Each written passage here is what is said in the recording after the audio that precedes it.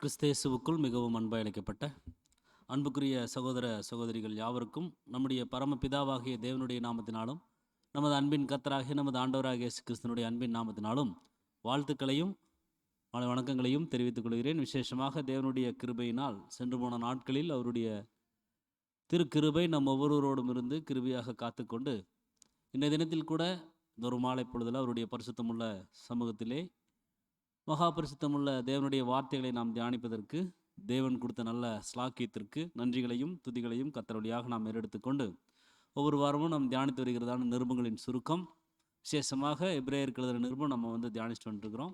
So பாகம் 80 எபிரேயருக்கு எழுதின நிருபம் பகுதி 14 நம்ம தியானிக்கிறோம். ஸோ இன்றைய தினத்தில் நம்ம கவனிக்கும் பொழுது பிரியமான சகோதர சகோதரர்களே, தைரியமாய் கிருபாசன தண்டையில் சேரக்கடவோம் என்ற தலைப்பில் இன்றைய நாளுக்குண்டான பாகத்தை நம்ம தியானிக்க போகிறோம். 4ஆம் அதிகாரத்தினுடைய நிறைவு பகுதி. ஸோ இப்படி 4ஆம் அதிகாரம் தான் நம்ம கடந்த ஒரு 3 வாரங்களாக நம்ம பார்த்துட்டு வரோம். சப்போஸ் நான் பவுல் சொன்ன அநேக புத்திமதிகள், அநேக ஆலோசனைகள் நம்ம கொஞ்சம் அப்படியே நம்ம ரீகால் பண்ணி பார்க்கும் பொழுது, ஸோ அன்னைக்கு மோசே மூலமாக இஸ்ரேல் ஜனங்களை வழி நடத்திட்டு வந்தார். ஸோ ஜோசுவா மூலமாக அவங்க கானானுக்குள்ளே போயிட்டாலும் அவர்களுடைய அவ்விசுவாசத்தினால என்ன ஆச்சுன்னு சொல்லி பார்த்தோம்னா, அந்த இளைப்பாறுதலுக்குள் பிரவேசிக்க முடியல. ஸோ அவ்விசுவாசம் மட்டும் அவங்களுக்குள் இருந்துச்சா அப்படின்னா அப்படி இல்லை. அவர்களுடைய இருதயங்களை அவங்க கடினப்படுத்தினாங்க. ஸோ அவ்விசுவாசமும் இருந்துச்சு, வழுவி போகக்கூடிய இருதயமும் இருந்துச்சு, இருதய கடினமும் அங்கே இருந்துச்சு. ஸோ இதெல்லாம் என்ன ஆயிடுச்சுன்னு சொல்லி பார்த்தோம்னா அவங்க இளைப்பாறுதலுக்குள் பிரவேசிக்க முடியல.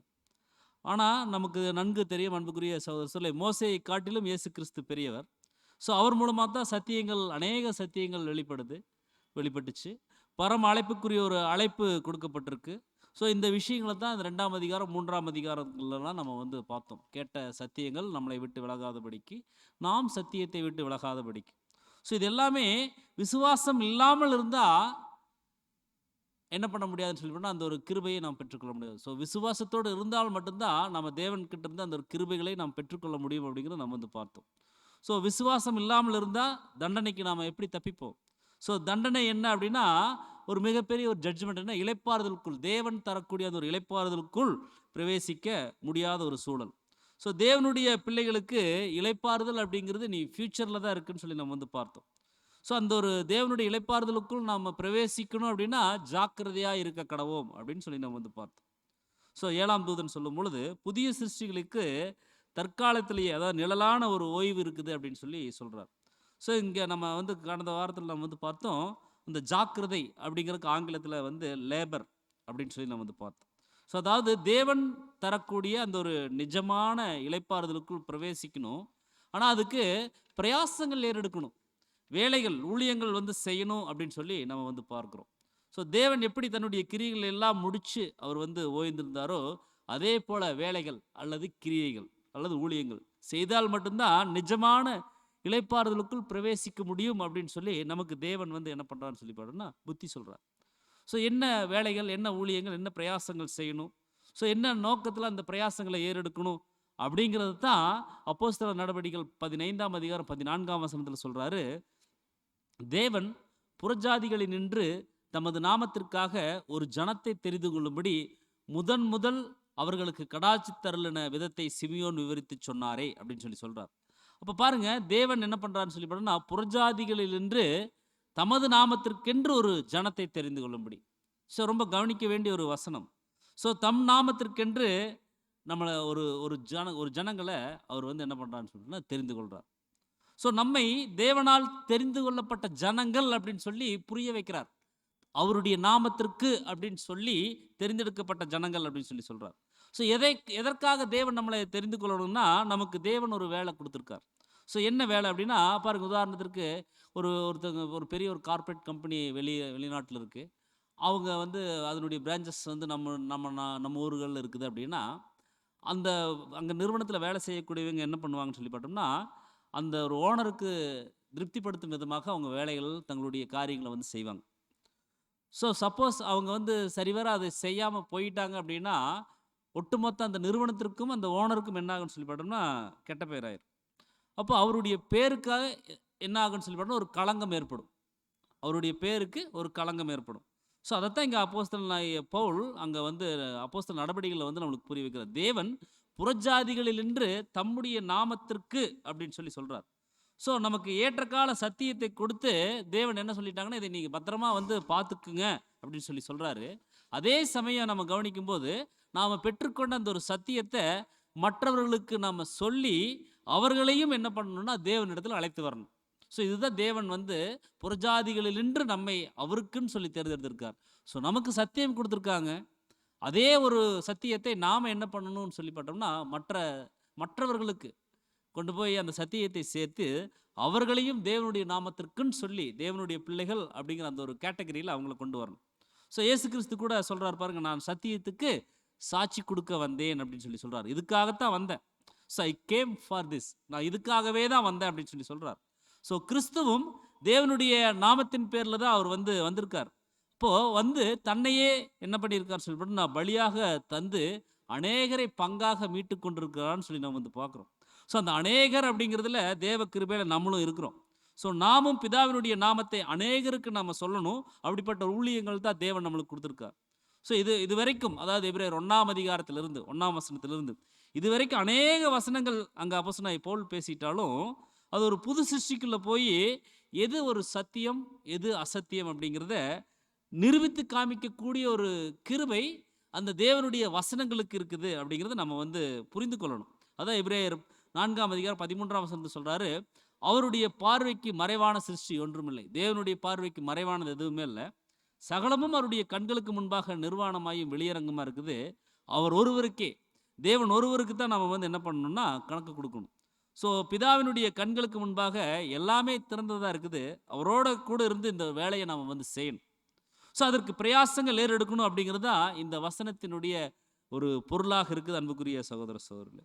ஸோ நம்ம சத்தியம் நிஜமாகவே தேவன்கிட்ட இருந்து வாங்கியிருக்கிறோம் அப்படின்னா, நிஜமாகவே தேவனுடைய சத்தியத்தை நமக்குள்ளே வச்சிருக்கிறோம் அப்படின்னா அந்த சத்தியம் வந்து வேலை செய்யணும், கிரியை செய்யணும், கிரிகளாக அங்கே வந்து காண்பிக்கணும். அப்போ நமக்கு உண்மையாலுமே தேவனுடைய சத்தியம் கிடைச்சிருக்குன்னா அந்த சத்தியம் நம்மளை சும்மா இருக்க விடாது. அப்படின்னா ஏதாவது ஒரு தேவனுடைய வேலையை செய்வதற்கு அந்த சத்தியம் வந்து என்ன பண்ணணும்னு சொல்லி பார்த்தோம்னா அது உதவும் அப்படிங்கிறத நம்ம வந்து பார்க்குறோம். ஏன்னா தேவனுடைய வாயிலிருந்து புறப்படக்கூடிய வார்த்தைகள் எதற்காக அனுப்பப்படுதோ அந்த வேலையை அது வந்து செய்யும். எப்படி வானத்திலிருந்து மழை பெய்து பூமியை வந்து வந்து சேர்ந்த உடனே அது எதற்காக வருது? ஒரு ஒரு செடியை ஒரு விதையை முளைக்க வைப்பதற்காக வருது.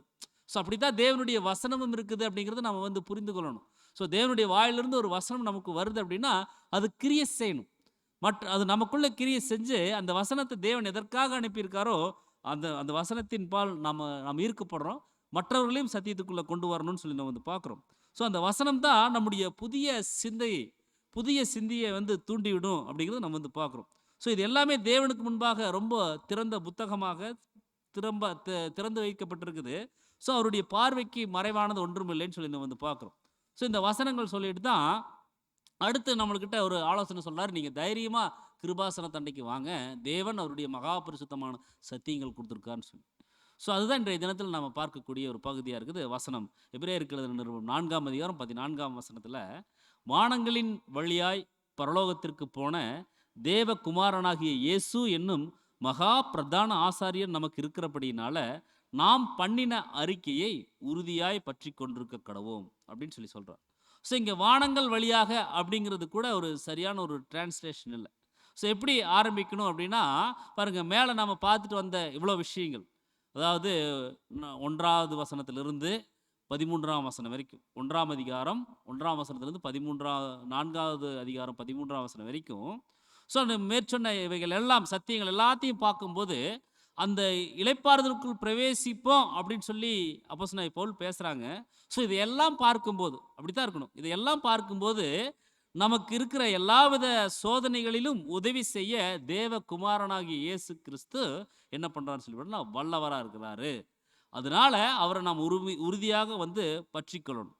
ஸோ நாம் பண்ணின அறிக்கையை நாம் என்ன பண்ணணும்னா உறுதியாக பற்றிக்கொள்ளணும். ஸோ நம்ம என்ன அறிக்கை பண்ணணும் அதை நம்ம கவனிக்கணும். நம்ம எந்த மாதிரி அறிக்கை பண்ணணும், அதாவது இந்த உலகத்திற்கு நாங்கள் மறிச்சு உங்களுக்காக நான் வந்து வாழுவோன்னு சொல்லி சொன்னேன் இல்லைங்களா? ஸோ அதில் நாம் உறுதியாக இருக்கணும். ஸோ பரலோகத்திற்கு போன அப்படின்னா பாருங்கள், அந்த பரலோகத்தினுடைய விஷயங்களை கவனிக்கும் போது முழு பிரபஞ்சத்தின் மகா அதிபதியுடன் மிக நெருக்கமான தயவிற்குள் போயிருக்கிறார் கர்த்தர். ஸோ அது அந்த ஒரு தயவிற்குள்ள எந்த ஒரு தயவுனா முழு பிரபஞ்சத்தின் அதிபதி யாருன்னா பிதாவாகிய தேவன். ஸோ அந்த அதிபதியோட நெருக்கமான தயவிற்குள் நம்மளும் போகணும் அப்படிங்கிறது நம்ம வந்து பார்க்குறோம். ஸோ கர்த்தர் பிரதான ஆசாரியனாக இருக்கிறார். ஸோ மெல்கி சேதேக்கின் முறைமையின்படி ஸோ இயேசு நமது பிரதான ஆசாரியராக நமது மனப்பூர்வமானதல்லாத குற்றங்களை ஈடு செய்வதோடு தம்முடைய அனைத்து பிரதிஷ்டை செய்யப்பட்ட அங்கத்தினருக்கும் உதவுவதற்கு ஆயத்தமாகவும் அவர் இருக்கிறார். ஸோ அந்த அறிக்கை அப்படிங்கிறது கூட ராஜரீக ஆசாரிய கூட்டம், அதற்கு யூத ஆசாரிய கூட்டம் ஒரு நிழலாக அங்கே வந்து இருக்குது. ஸோ அந்த அறிக்கையை நாம் பற்றி கொண்டிருக்க கடவுள் அப்படின்னா சத்தியத்தை நழுவ விடாதீங்கன்னு சொல்லி சொல்கிறார். ஸோ நமக்குள்ளதை தேவன் நமக்கு கொடுத்துருக்கக்கூடிய அந்த ஒரு சத்தியத்தை உறுதியாய் பற்றி இருக்கணும் அப்படிங்கிறத நம்ம வந்து பார்க்குறோம். ஸோ நம்ம அப்படி தான் தேவன்கிட்ட அறிக்கை பண்ணியிருக்கிறோம். ஸோ அப்போஸ்தலனாக இயேசு கிறிஸ்து கூட இருக்கிறார். அதான் நம்ம எபிரேயர் 3:1 படித்தோம்.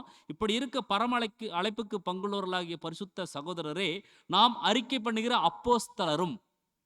ஸோ கர்த்தர் பாருங்க அந்த ரோல் கூட எடுத்திருக்கார். ஸோ பிரதான ஆசாரியருமாய் இருக்கிற கிறிஸ்து இயேசுவை நீங்கள் கவனித்து பாருங்கள் அப்படின்னு சொல்லி. ஸோ இயேசு கிறிஸ்து எப்படி வந்தாருன்னு சொல்லி பார்க்குறோம். பாருங்க, இங்கே அப்போஸ்தலராக கூட இருந்திருக்கிறாரு. ஸோ அடுத்து பிரதான ஆசாரியனாக எப்படி இனிமேல அவர் வந்து இருக்க போறார் அப்படிங்கிறது தான் அப்போஸ்தலனாகிய பவுல் பின்னால் வரக்கூடிய வசனங்கள் வந்து சொல்றார். ஸோ இப்பேற்பட்ட ஒரு மகா பரிசுத்தம் உள்ளவர் நமக்கு இருக்கிறாரு. ஸோ நாம் அறிக்கை பண்ணினதை உறுதியாய் ஜாக்கிரதையாய் பிடித்து கொள்ளணும் அப்படிங்கிறத நம்மளுக்கு வந்து சொல்றார். ஸோ மேலும் இவர் வந்து ஆரோனை காட்டிலும் பெரியவர். ஸோ மகா பிரதான ஆசாரியர் அப்படின்னு சொல்லி நம்ம வந்து பார்க்குறோம். ஸோ இவர் மாம்சீக சரீரத்தில் மரித்து புதிய சிருஷ்டியாக பரலோகத்தில் உள்ள நிலைமைகள் எல்லாவற்றுக்கும் மேலாக அங்கே வந்து போனார். ஸோ அதுதான் அதனுடைய அர்த்தமாக இருக்குது. ஸோ பிதாவுக்கு அடுத்ததாக இருக்கக்கூடிய அந்த ஒரு நிலைமை, அந்த ஒரு கேட்டகரி பாருங்க, கேப்ரியல், கேர்பின், செராபின், தூதர்கள். ஸோ இந்த நிலைமைகளுக்கு மேலாக அவர் வந்து போயிட்டார் அப்படிங்கிறத தான் நம்ம வந்து கவனிக்கிறோம். பிரியமான சகோதர சகோதரிலே, எபேசியர் 1:22 எல்லாவற்றையும் அவருடைய பாதங்களுக்கு கீழ்ப்படுத்தி, ஸோ எல்லாவற்றும்னா கம்ப்ளீட்டாக எல்லாத்துக்கும் மேலாக கர்த்தர் அங்கே வந்து என்ன பண்ணிட்டார்னு சொல்லி பார்த்தோன்னா போயிட்டார் அப்படிங்கிறத நம்ம வந்து புரிந்து கொள்ளணும். ஸோ இந்த எபிரேயர் 4:14 இருக்கக்கூடிய அந்த ஒரு வானங்கள் அப்படிங்கிறதுக்கு இன்னொரு அர்த்தம் நம்ம கவனிக்கும் பொழுது, ஆசரிப்பு கூடாரத்தில் 2 திரைகள் நம்ம வந்து சொல்லப்பட்டிருக்கு. ஸோ 1ஆம் திரை மற்றும் 2ஆம் திரை. கிறிஸ்து இந்த 2ஆம் திரையை தாண்டி பரலோகத்திற்கு போயிட்டார் அப்படிங்கிறது அங்கே நம்ம கவனிக்கிறோம். இப்படி உயர்த்தப்பட்டதற்கு காரணம் யாருன்னு சொல்லி பார்த்தோம்னா the one and only God, சர்வவல்லமையுள்ள பிதாவாகிய தேவன் தான் இப்படிப்பட்ட ஒரு நிலைமைக்குள்ள அங்கே கர்த்தரை வந்து கொண்டு வந்து சேர்த்திருக்கார் அப்படிங்கிறத நம்ம வந்து புரிந்து கொள்ளணும். அதுதான் அந்த 4ஆம் வசனத்தில் புரிய வைக்கிறார். அடுத்து எபிரேயர் 4:15 சொல்றாரு, நம்முடைய பலவீனங்களை குறித்து பரிதபிக்க கூடாத பிரதான ஆசாரியன் நமக்கிராமல் எல்லா விதத்திலும் நம்மை போல் சோதிக்கப்பட்டும் பாவம் இல்லாதிருக்கிற பிரதான ஆசாரியனே நமக்கு இருக்கிறார் அப்படிங்கிறத இங்கே வந்து சொல்கிறார். ஸோ இந்த வசனம் நமக்கு மட்டும்தான் அது பொருந்தக்கூடிய ஒரு வசனமாக இருக்குது. ஸோ உலகத்தில் இருக்கக்கூடிய அனைத்து ஜனங்களுக்குமே இந்த வசனம் ஒரு ஆறுதல் படுத்தக்கூடிய ஒரு வசனமாக இருக்குது. எல்லா விதத்திலும் நம்மை போல சோதிக்கப்பட்டாருங்கிற போது அது ஒரு ஆறுதல் படுத்தக்கூடிய ஒரு வசனமாக அவங்க வந்து எடுத்துக்கிட்டாலும், உண்மையான தேவனோட அர்ப்பணிப்பின் பாதையில் இருக்கக்கூடிய புதிய சிருஷ்டிகளுக்கு மட்டும்தான் இந்த வசனம் வந்து பொருந்தும். ஸோ இங்கே பலவீனம் அப்படிங்கிறது கூட பாருங்க, சரீர பலவீனத்தை குறித்து சொல்லாமல், பலவீனம் அப்படிங்கிறது பாவத்தின் நிமித்தம் வரக்கூடிய அந்த ஒரு பலவீனம், புதிய சிருஷ்டின்னு ஒரு பலவீனம். ஸோ இயேசு கிறிஸ்து இந்த பூமியில் இருந்தபோது பூரண புது சிருஷ்டியாக இருந்தாரா அப்படின்னா அதுக்கு கூட நம்ம 2 விளக்கங்கள் நம்ம கவனிக்கும் பொழுது, அவர் உபத்திரவங்களினால பூரணப்படுத்தப்பட்டார். அதே போல கொலோசியர் 2:9 இருக்குது, தேவத்துவத்தின் பரிபூரணம் எல்லாம் சரீர பிரகாரமாக அவருக்குள் வாசமாயிருக்கிறது. ஸோ அவர் வந்து உபத்திரவங்களால பூரணப்படுத்தப்பட்டார். அதே போல தேவத்துவத்தினுடைய பரிபூர்ணமெல்லாம் அவருக்குள்ள சரீர பிரகாரமாக வாசமாக இருந்துச்சுன்னு சொல்லி நம்ம வந்து பார்க்குறோம். ஸோ நம்முடைய பலவீனங்களை குறித்து அப்படின்னா மனித பலவீனங்கள். ஸோ நாம் பலவீனங்களோட, ஸோ இதுக்கு கிரீக் வேர்டு கவனிக்கும் பொழுது அஸ்தனேயோ அப்படிங்கிற ஒரு வார்த்தையை வந்து கொடுக்குறாங்க. அஸ்தனேஸ் அப்படிங்கிறதுலேருந்து பெறப்பட்ட ஒரு வார்த்தையாக இருக்குது. ஸோ அதன் அர்த்தம் வந்து கவனிக்கும் பொழுது பலம் இல்லாமை. அப்போ அப்படின்னா இல்லாமை, ஸ்தெனோஸ் அப்படின்னா பலம் அப்படின்னு சொல்லி. ஸோ அதனால தான் அவரால் நம்மிடத்தை நீடிய பொறுமையுடன் இருக்க முடிஞ்சுது அப்படிங்கிறத நம்முடைய சகோதரர் சொல்கிறார். ஸோ நம்மால் இயன்றதை செய்ய முயன்று ஒரு தவறினால் மேற்கொள்ளப்பட்டோமேயானால் நம்மை கடுமையாக நியாயம் தீர்க்காமல் நாம் எவ்வாறு அதிக இரக்கத்தோடு கையாள்வது என்பதை பற்றி அவர் அறிவார். ஸோ நாம் போராட வேண்டி இருக்கிற பலவீனங்களை குறித்து கிறிஸ்து பரிதவிப்பது போல நாமும் உலகத்தின் பலவீனங்களை குறித்து பரிதவிக்கணும். ஸோ நாமளும் உலகத்தின் ஜனங்கள் மீது பரிவிரக்கம் காண்பிக்கக்கூடியவர்களாக இருக்கணும்னு சொல்கிறார். ஸோ மணவாட்டி அங்கத்தினர் உலகத்தின் பலவீனங்களை குறித்து பரிதவிப்பதும் தங்களை சுற்றியுள்ளவர்களின் சில துக்கங்களையும் துயரங்களையும் தானாக முன்வந்து தாங்குவதற்கு போதுமான அனுதாபத்துடன் இருப்பதும் உகந்ததாக இருக்குது. ஒவ்வொரு புது சிருஷ்டிக்கும் தான் மட்டும் நல்லா இருந்தால் போதும் அப்படிங்கிற மாதிரி இல்லாமல், அது சகோதர சகோதரிகளாகட்டும் உலகத்தின் ஜனங்களாகட்டும், ஸோ ஒவ்வொருவர் மீதும் பரிவிரக்கம் காண்பிக்கக்கூடியவர்களாக இருக்கணும் அப்படிங்கிறத நம்ம பார்க்குறோம். ஸோ மேலும் ஆரோன் முறைமையின்படியான ஆசாரியர் லேவிய ஆசாரிய கூட்டத்தார் ஜனங்களிடம் சரியான அந்த ஒரு அனுதாபம் கொள்ள முடியல. ராஜரீக ஆசாரிய கூட்டத்தார் ஒரு காலத்தில் மனுக்குலத்தின் அதே அவல நிலையில் காணப்பட்டபடியால் பாவ நோயால் பாதிக்கப்பட்ட உலகத்தை எவ்வாறு கையாள்வது என்பதை அறிந்திருப்பார்கள். மேலும் உலகம் அத்தகைய அனுதாபத்தை உணர்ந்து கொள்ளும் போது அது ஆறுதலையும் தேர்தலையும் அது பெற்றுக்கொள்ளும். ஸோ நம்முடைய பலவீனங்களை குறித்து அப்படின்னா பாருங்க, நமது நிமித்தம் இயேசு கிறிஸ்து நோயிட்டார். ஸோ அதன் மூலமாக அவரால் நம் நோய்களில் நம்முடன் அனுதாபம் காட்ட முடிகிறது அப்படிங்கிறத வேத வாக்கியங்கள் போதுமான அளவுக்கு நிரூபிக்குது. உதாரணத்துக்கு ஏசாயா 53:3 நம்ம கவனிச்சிருப்போம். ஸோ அவர் திருவிழியத்தில் நோயுற்று நலிந்தார் அப்படின்னு சொல்லி திருவிழியத்தில் இருக்கும். அதே போல் தமிழ் நம்ம கேஜேவியில் பாடு அனுபவித்தருவமாக இருந்தார் அப்படின்னு சொல்லியிருக்கு. ஸோ அவர் பாவம் இல்லாதவர். ஸோ தனிப்பட்ட பாவம் அவருடைய நோய்க்கு காரணமாக இருந்திருக்க முடியாது. ஆனால் நாம் அவரை போல இல்லை, நம்முடையதை போன்ற நோய் அவருக்கு இருந்திருக்காது அப்படின்னு சொல்லி நம்ம கவனிக்கிறோம். ஸோ அவருடைய பரிபூர்ணமான சிந்தனையானது அவருடைய எல்லா மென்மையான உணர்வுகளை நம்மை விடவும் இன்னும் உயிரூட்டமாக இருக்க செஞ்சிருக்கும். அவருடைய பரிவிரக்கத்தை இன்னும் பலப்படுத்தி இருக்கும். ஸோ அவருடைய வலியின் உணர்வை இன்னும் அதிகமாக கூர்மையாக்கி இருக்கும். பிரச்சனையில் இருப்பவர்களிடம் அவரால் அனுதாபம் காட்ட முடியும். ஸோ அவர் ஒரு பரிபூர்ணர். ஸோ அவர் நம்மளை விட அதிகமான ஒரு ஒரு வழிகளை அவரால் உணர முடியும் அப்படிங்கிறத இங்கே சொல்கிறார். பாருங்க, அவருடைய உயிர்த்தெழுதலின் போது அவர் மகத்தானவராக மனுக்குலத்திற்கு மேலாக மிகவும் உயர்த்தப்பட்டார். ஆனாலும் அவருடைய மாம்சத்தின் நாட்களில் அவருக்கு இதே போன்ற சோதனைகளும் சிரமங்களும் இருந்தபடினால அவரால் நம் அபூரணத்தையும் சோதனைகளையும் சிரமங்களையும் உணர முடியும். ஸோ நம்மளுக்கு வரக்கூடிய அனைத்து விதமான சோதனைகளையும் சிரமங்களையும் அபூரணத்தையும் அவர்னால உணர முடியும், கர்த்தரால். ஸோ ஒவ்வொரு அற்புதத்தின் போதும் அவர் தம்முடைய உயிர் சக்தியை இழந்ததன் காரணமாக பரிதபிக்க முடியாத அந்த ஒரு சூழலுக்குள்ள அவர் போகிறார். ஸோ ஒவ்வொரு பிணியாளிகளையும் அவர் சுஸ்தமாக்கும் பொழுது அந்த நோய் அவங்க கிட்டேருந்து நீங்கி இவர் அட்டாக் பண்ணுது. ஸோ அது நிமித்தம் அவருக்கு என்ன ஆகுதுன்னு சொல்லி பலவீனங்கள் ஏற்படுது அப்படிங்கிறத நம்ம கவனிக்கிறோம். ஸோ இயேசு பரிசுத்த ஆவியினால் ஜெனிப்பிக்கப்பட்டு அபிஷேகிக்கப்பட்ட தருணத்தில் அவர் தம்முடைய ஆசாரிய ஊழியத்திற்குள்ளாக பிரவேசித்திருந்தார். அவருடைய 1000 ஆண்டு அரசாட்சி முடிவடையும் வரைக்கும் அவரது பிரதான ஆசாரிய பணி நிறைவடையாது. ஸோ இந்த மாபெரும் நிஜமான ஆசாரியரின் ஆசாரியத்துவம் தொடர்ச்சியான ஒன்றாக இருக்குது. பூமிக்குரிய பிரதான ஆசாரியன் அல்ல அவர், மாறாக பரத்துக்குரிய பிரதான ஆசாரியனாக அவர் இருக்கிறார். அன்புக்குரிய சகோதர சகோதரிகளே, ஸோ இயேசு யூத ஏற்பாட்டின்படியான ஒரு ஆசாரியனாக இல்லாமல் விசேஷித்த தெய்வீக ஏற்பாட்டின்படியான ஒரு ஆசாரியனாக இருந்தார் என்பதை புரிந்து கொள்வதற்கு அப்போஸ்தலனாகிய பவுல் இங்கே என்ன பண்ணுறான்னு சொல்லி பார்த்தோன்னா வழி நடத்துகிறார். ஸோ ஆரோன் ஒரு நிழலான ஆசாரியனாக மாத்திரமே இருந்து வந்தார் என்றும் ஒரு மேன்மையான ஆசாரியத்துவம் தேவைப்பட்டது என்றும் மேலும் இந்த உயரிய ஆசாரியத்துவம் மெல்கிசேதேக்கில் நிழலாக காண்பிக்கப்பட்டது என்றும் அப்போஸ்தலனாகிய பவுல் நிஜமான ஆசாரியத்துவத்தை குறித்து பேசிக்கொண்டிருந்தார்னு சொல்கிறார். ஸோ கர்த்தர் அநீதியுள்ளவர்களுக்காக நீதியுள்ளவராக அனுபவித்த பாடுகள், அந்த ஒரு மத்தியஸ்தன், பிரதான ஆசாரியன் மற்றும் தலைவன் போன்ற அவருடைய பணிக்கு அவரை தகுதிப்படுத்தின என்பதை புரிய வைப்பதற்காகத்தான் அப்போஸ்தலனாகிய பவுல் இதை தெளிவாக முன்வைக்கிறார். ஸோ அவர் எல்லா விதத்திலும் நம்மளை போல சோதிக்கப்பட்டிருக்கிறார்னு சொல்கிறார். ஸோ யார் தவறானதை விரும்பி அங்கீகரிக்கிறாரோ அவர் தான் கிறிஸ்துவின் சிந்தையை பெற்றிருக்கவில்லை என்பதை வெளிப்படுத்துகிறார். நல்லா கவனிக்கலாம் பாருங்க, ஒரு அருமையான ஒரு வார்த்தை கொடுக்குறாங்க. யார் தவறானதை விரும்பி அங்கீகரிக்கிறாரோ, தவறான விஷயத்தை விரும்பி அங்கீகரிக்கிறாரோ அவர் தான் கிறிஸ்துவின் சிந்தையை பெற்றிருக்கல அப்படிங்கிறத வெளிப்படுத்துகிறார். ஸோ மேலும் இங்கு குறிப்பிடப்படக்கூடிய அந்த ஒரு நாம் வகுப்பாரில் ஒருவராக இருப்பதில்லை அப்படின்னு சொல்கிறார். ஸோ மாறாக அப்படின்னா எல்லா விதத்திலும் நம்மை போல் சோதிக்கப்பட்டும் பாவம் இல்லாது இருக்கக்கூடிய பிரதான ஆசாரியன் ஒருவர் நமக்கு இருக்கிறார். ஸோ நம்மை போல் அப்படின்னா பாருங்க, அவருடைய சகோதர சகோதரிகள், அவருடைய சீசர், திருச்சபை, புது சிருஷ்டிகள், யெகோவா தேவன் நம் மீட்பர் மீது வர அனுமதித்த அதே வகையான சோதனைகளை அல்லது பரீட்சைகளைத்தான் தம் அர்ப்பணிக்கப்பட்ட ஜனங்கள் மீதும் வர அனுமதிக்கிறார் என்பதை குறிக்கின்றது. கவனிக்கலாம் பாருங்க. யெகோவா தேவன் நம் மீட்பர் மீது வர அனுமதித்த அதே வகையான சோதனைகளை அல்லது பரீட்சைகளை என்ன பண்றாருன்னு சொல்லி பார்த்தோம்னா, தம் அர்ப்பணிக்கப்பட்ட பிள்ளைகள் மீதும் வர அனுமதிக்கிறார். ஏதோ நமக்கு உள்ள வரக்கூடிய பிரச்சனைகளை ஏதோ புதுமைன்னு சொல்லி நம்ம திகைச்சு நிற்க தேவையில்லை. நம்ம நடுவில் பற்றி எறியக்கூடிய அக்கினி ஏதோ புதுசு, நம்மளுக்கு மட்டும்தான் ஸ்பெஷலாக வந்திருக்குது அப்படின்னு நம்ம நினைக்க தேவையில்லை. ஸோ எல்லா விதத்திலும் அங்கே கர்த்தருக்கு அந்த ஒரு சிச்சைகள் சோதனைகள் அனுமதிக்கப்பட்டிருக்குது. ஸோ அவர் அதில் வெற்றி சேர்ந்திருக்கிறார். தேவன் அவர் கூட இருந்திருக்கார்.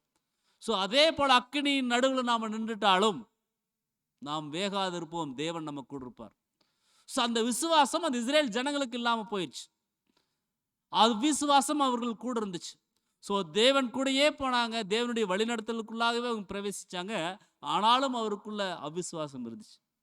ஆனால் பாருங்க, தேவ கரம் இன்றைய தினத்தில் நம்மளுக்கு வழி நடத்துவது. கர்த்தர் 2ஆம் வருகையில் வந்து இன்னைக்கு நமக்கு வேணுங்கிற அனைத்து விதமான அனுகூலங்களை ஏற்படுத்துகிறார்.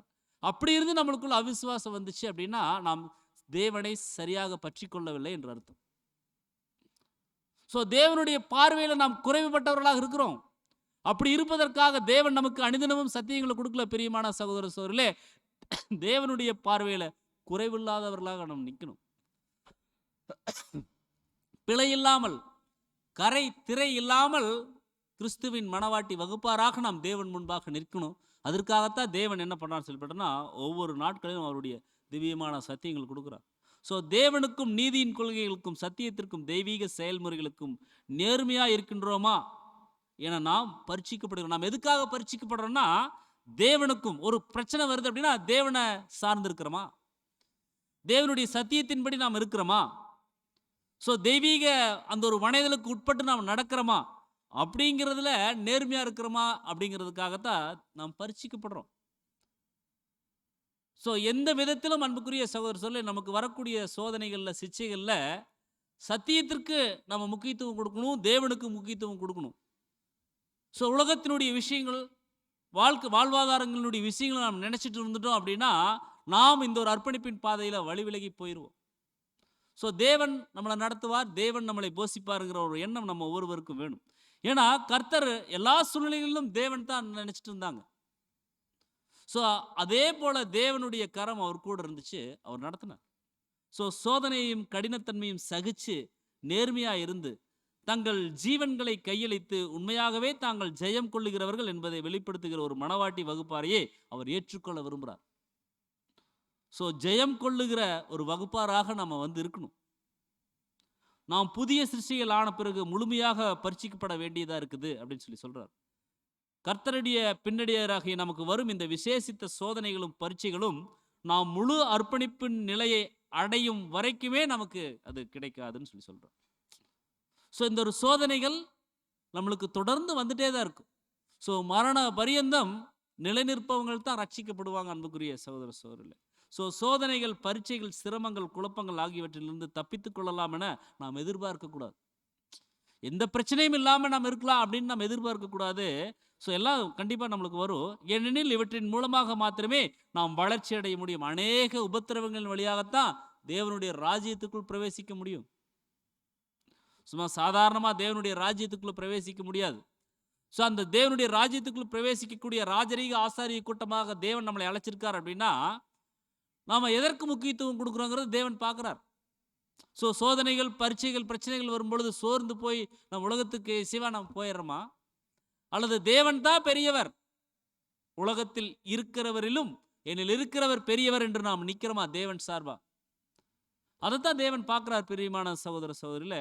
ஸோ அப்படி இருந்தால் மட்டும்தான் நம்ம அந்த ஒரு பரிபூர்ணமான ஒரு வளர்ச்சி அடைய முடியும்.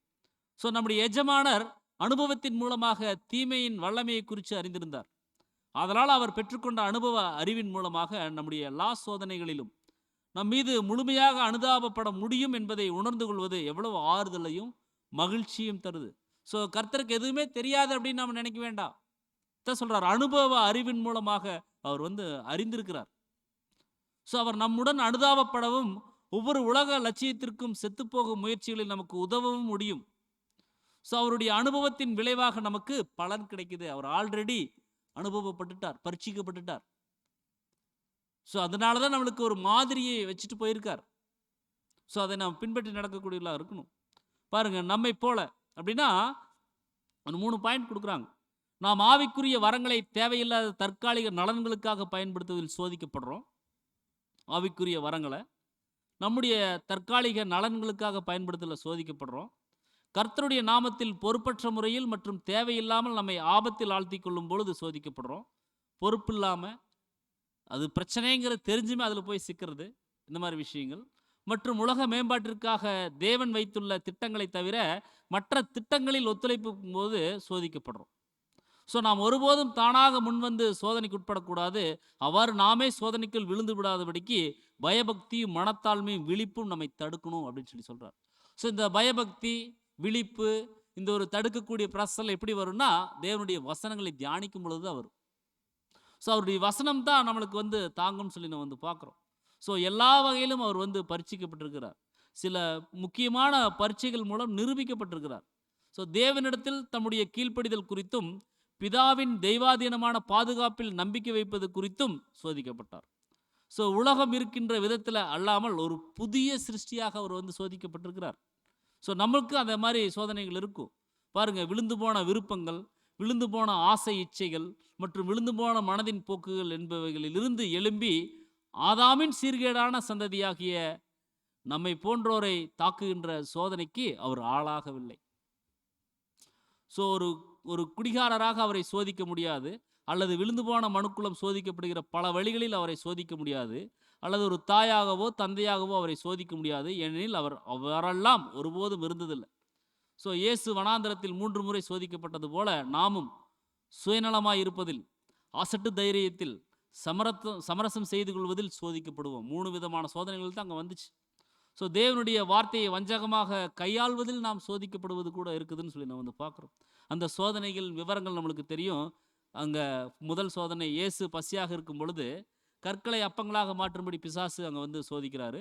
அதுக்கு கர்த்தர் வசனங்கள் மூலிமா சொல்லிட்டார், மனுஷன் அப்பத்தினால் மாத்திரமல்ல தேவனுடைய வாயிலிருந்து புறப்படக்கூடிய ஒவ்வொரு வார்த்தையினாலும் பிழைப்பான்னு சொல்லி. அதே போல் தேவாலயத்தின் உச்சியிலிருந்து குதிக்க சொல்கிறார். தேவாலயத்தின் உச்சியிலிருந்து குதித்து தேவதூதர்கள் தன்னை வந்து காப்பாற்றுவாங்கன்னு சொல்லி நிரூபிக்க சொல்கிறாரு. ஸோ அதுக்கு உன் தேவனாகிய கர்த்தரை நீ பறிச்சு பார்க்காத அப்படின்னு சொல்லி அங்கே பதில் கொடுக்குறார்.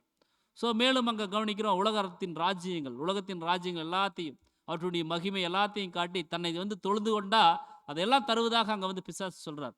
அதுக்கு கர்த்தர் சொல்லிட்டாங்க, உன் தேவனாகிய கர்த்தரை தொழுது கொண்டு அவர் ஒருவருக்கே ஆராதனை செய் அப்படின்னு சொல்லி பதிலளித்து அங்கே வந்து பிசாசை விரட்டுறார். பாருங்க, சுயநலம் அங்கே மேலோங்கி வர மாதிரி ஒரு சூழலை சாத்தானை ஏற்படுத்துகிறான். அசட்டு தைரியத்தை முன்வைக்கிறான். அதே போல் சமரசம் செய்து கொள்வதில் ஒரு சோதனைகளை ஏற்படுத்துகிறான். இப்படித்தான் நம்மளுக்கும் சோதனைகள் வரும். ஸோ புது சிருஷ்டிக்கு விசித்திரமான சோதனைகள் அப்படிங்கிற தலைப்பில் நம்ம வந்து இந்த பாடம் பார்த்துருப்போம். ஸோ அந்த மாதிரி சோதனைகள் நம்மளுக்கு வந்துட்டாலும் கர்த்தர் எப்படி வசனங்கள் மூலியமாக அந்த சாத்தானை பிசாசை எதிர்கொண்டாரோ அதே போல தான் நம்மளும் அதே போல் அந்த வசனங்கள் மூலியமாக நாம் என்ன பண்ணணும்னா அந்த சோதனைகளை நாம் எதிர்கொள்ளக்கூடியவர்களாக இருக்கணும். ஸோ எல்லா விதத்திலும் சோதிக்கப்பட்டும் அப்படின்னா பலிபீடத்திலிருந்து பலியை திரும்ப எடுப்பதில் சோதிக்கப்படுவது, உலகம், மாம்சம் மற்றும் பிசாசின் மூலமாக சோதிக்கப்படுது.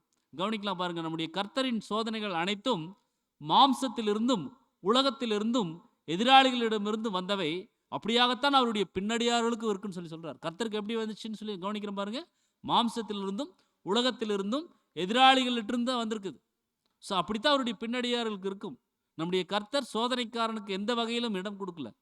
ஸோ நாமும் அவனுக்கு எதிர்த்து நிற்கணும், சோதனைக்கு அடிபணியாதபடி விழித்திருந்து ஜெபிக்கணும். ஸோ ஜெப ஜீவியம் ஒவ்வொரு அர்ப்பணிக்கப்பட்ட பிள்ளைகளுக்கும் ரொம்ப ரொம்ப முக்கியம். நம்மளுக்கு எந்த விதமான சோதனைகள் பிரச்சனைகள் ஏற்பட்டுட்டாலும் உடனே நாம் கிருபாசனத்தண்டைக்கு தேவனுடைய சமூகத்திற்கு நாம் என்ன பண்ணணும்னா நாம் நெருங்கி செல்லக்கூடியவர்களாக இருக்கணும்.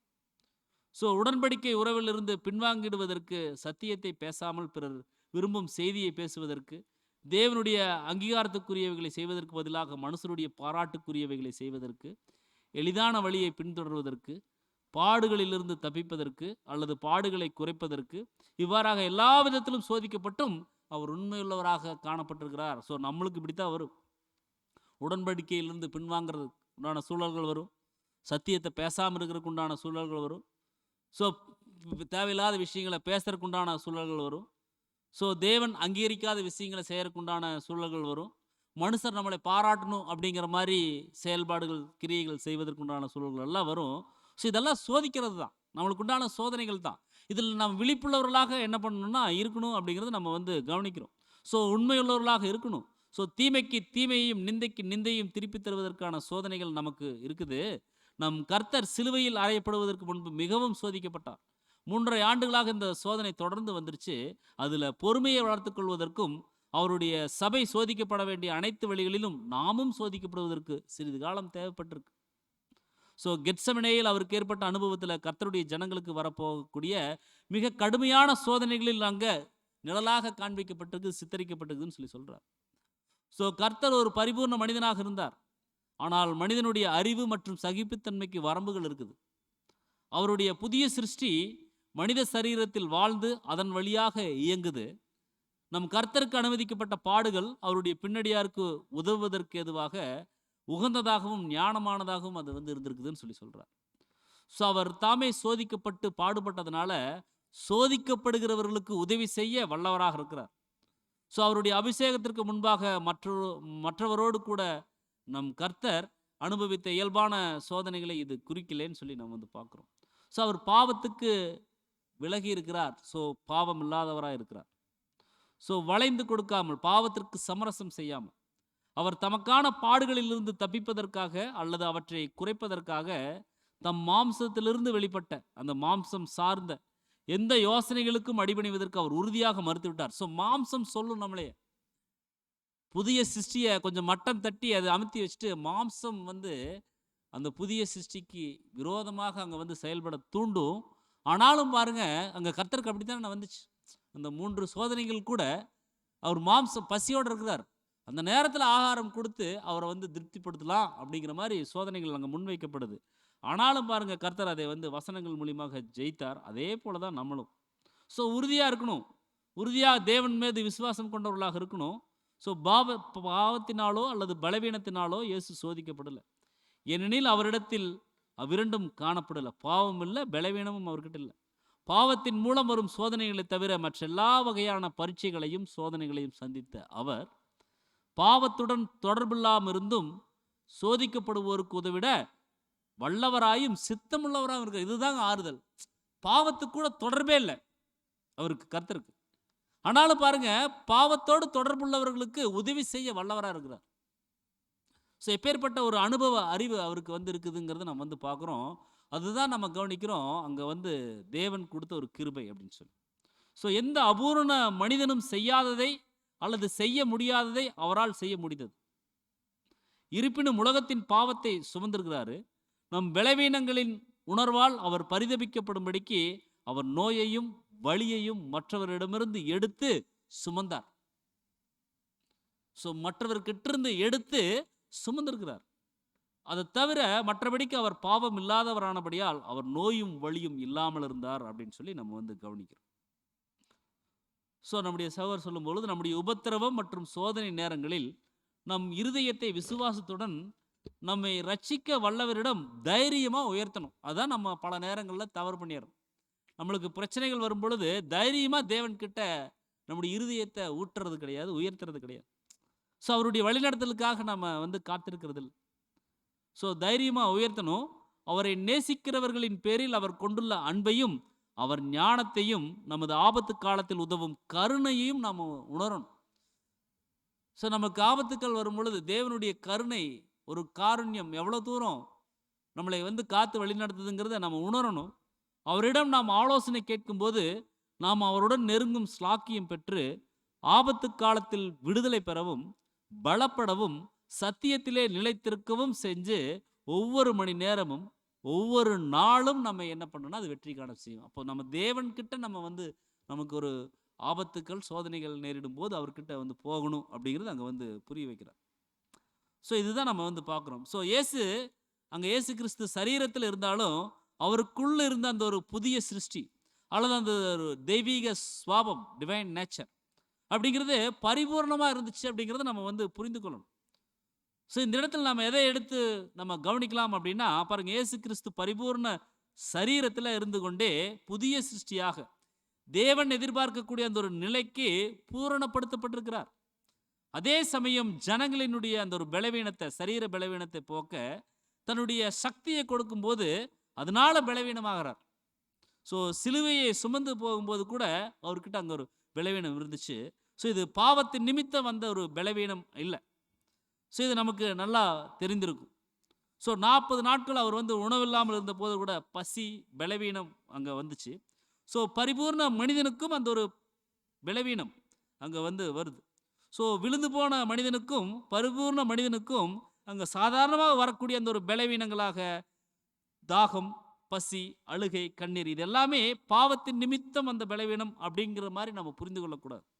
ஸோ பரிபூர்ண மனிதனுக்கும் இந்த பலவீனங்கள் வந்ததை நம்ம வந்து கிளியராக நம்ம வந்து புரிந்து கொள்ளணும் அன்புக்குரிய சகோதர சகோதரிகளே.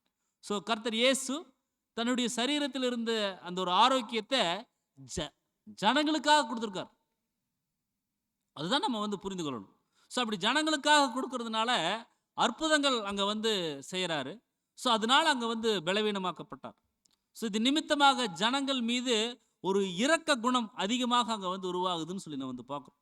ஸோ அப்படி இரக்க குணம் அதிகமாக உருவாகும் பொழுது தான் அவங்க வந்து புரிந்து கொள்கிறாங்க, இந்த பரிபூர்ண சரீரத்தில் இருந்து கொண்டிருக்கும் போதே சில பலவீனங்களை உணர்கிறேனே அப்படின்னா, என் அன்பான சகோதர சகோதரிகள் விழுந்து போன சரீரத்தில் இருக்கும் பொழுது அவங்க இப்படி இப்படி ஒரு அபூர்ணத்தில் இப்படி இருக்கும் பொழுது, இந்த மாதிரி சோதனைகளெல்லாம் வரும் பொழுது அவங்க எவ்வளோ கஷ்டப்படுவாங்க அப்படிங்கிறத கர்த்தர் புரிந்து கொள்கிறார். ஸோ நான் பரிபூர்ணமாக இருக்கும் பொழுதே இவ்வளோ தூரம் அந்த ஒரு பரிபூர்ணத்தை சரீரத்தில் இருக்கும்போதே சில பலவீனங்கள் என்னால் உணர்ந்து கொள்ள முடியுது. இவங்க அபூர்ண சரீரத்தில் இருந்து கொண்டு சோதனைகள் மற்றும் பலவீனங்களை எப்படி தாங்கிக் கொள்கிறாங்க அப்படின்னு சொல்லி கர்த்தர் என்ன பண்ணுறான்னு சொல்லிட்டு நான் உணர்ந்து கொள்கிறேன், புரிந்து கொள்கிறேன். ஸோ புதிய சிருஷ்டியும் அங்கே வந்து கஷ்டப்படுது அப்படிங்கிறத அவர் உணர்ந்து கொள்கிறார். அதனால தான் நம்முடைய எல்லா விதத்திலும் நம்மளுக்கு சோதிக்கப்பட்டிருக்கிறார் நம்மளை போல அப்படிங்கிறத அங்கே நம்ம வந்து பார்க்குறோம். ஸோ நம்ம புதிய சிருஷ்டியாக வளர்ந்து கொண்டிருக்கிறோம்.